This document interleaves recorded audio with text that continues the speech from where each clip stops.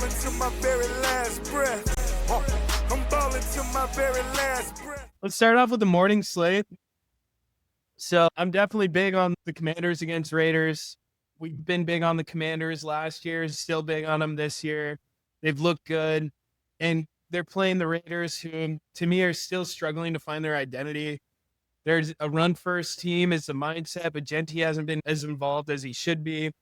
They're on the road against Washington. I like them. -1. We're going to pull everything back 2 points this week. We're going for a absolute clean sweep on the pick six slate.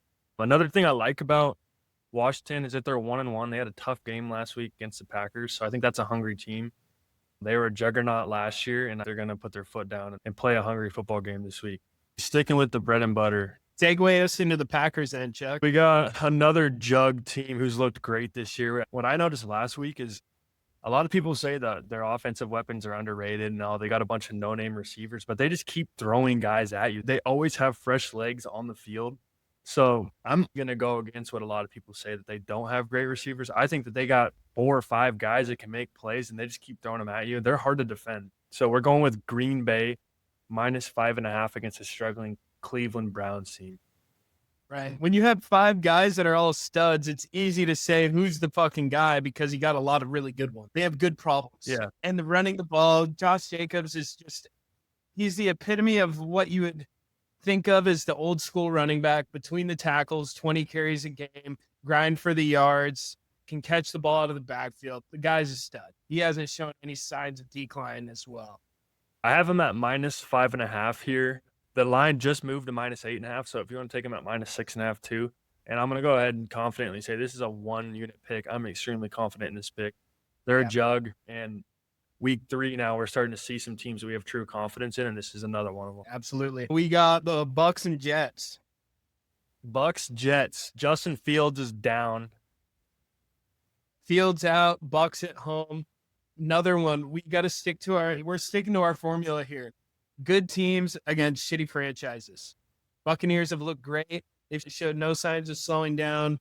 You could say Baker's got some issues at quarterback, fumbling the ball. He's a little loose with the ball, but other than that, too many weapons on offense, and the defense is one of the best in the league. I think you got to take them against a struggling franchise. Vegas doesn't give them a lot of respect because a lot of whales aren't willing to put big money on the Bucks simply because Baker does have fumbling issues, but also Baker's shown so much maturity through his timeline in his career. So you don't think that he doesn't know that that's a thing. Baker's going to continue to lock in. He's really done nothing but improve throughout his career. We're not afraid of the big spreads, sticking to our guns, and love the Bucks at home too against the Jets. Absolutely. All right, the Colts, Titans. Colts are favored -4.5, back 2 points to -2.5. Big thing I like about them is they've had consistent quarterback play. Honestly, we don't even need Danny Dimes to play a great football game. As long as he continues to take care of the football with the way Jonathan Taylor's running the ball right now. I see Cam Ward's progress. I just don't think he has a lot going around him right now. It's a tough struggle for him. I do believe in them, but it's going to take time. The Colts have momentum, so I like the Colts by a field goal here. Yep, absolutely. There's a reason teams get the number 1 overall pick, and it's typically because they got a lot of holes to fill. Yeah. That's the reason you end up taking and being in that position. I do believe they got the quarterback figured out. Still a lot of big holes on the offense and defensive side, both, to give them any consideration against this team this Sunday. The Cam Ward situation feels a lot like Caleb Williams last year. He's going to put up good numbers, take care of the ball, but it feels a little messy around him right now. So I'm liking the Colts, especially with not too big of a spread. I mean, we saw a lot of -10s against Tennessee last year.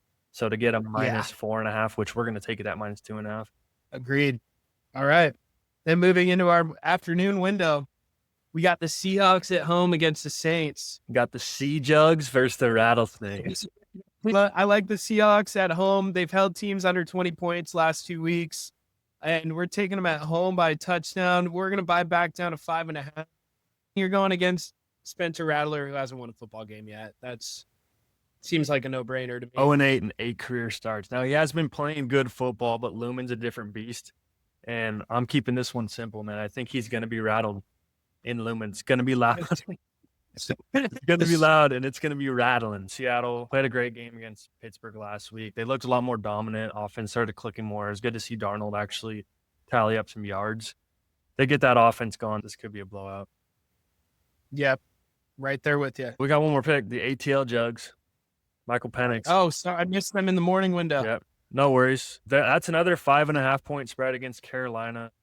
Quite frankly, I think Carolina's in some deep trouble right now because when they started to win some games last year, or at least started to play better football last year, they were able to run the ball, and they've had a tough time even getting that going, and that's their main thing this year. So without them being able to run the ball, putting pressure on Bryce Young, it's not a good formula. Struggling organization, and ATL's got some great momentum right now.